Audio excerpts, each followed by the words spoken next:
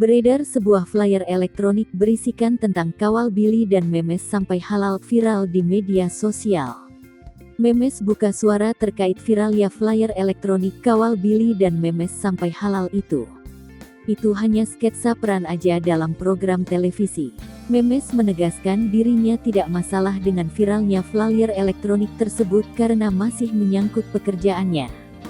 Memes menyadari bahwa Billy adalah tipe cowok yang diidam-idamkan oleh semua wanita, termasuk dirinya sendiri. Memes Prameswari tak bisa menegaskan terkait kedekatannya dengan Billy Syahputra saat ini. Ia hanya menjalankan semua pekerjaan yang ada di depannya yang memang dipasangkan dengan Billy.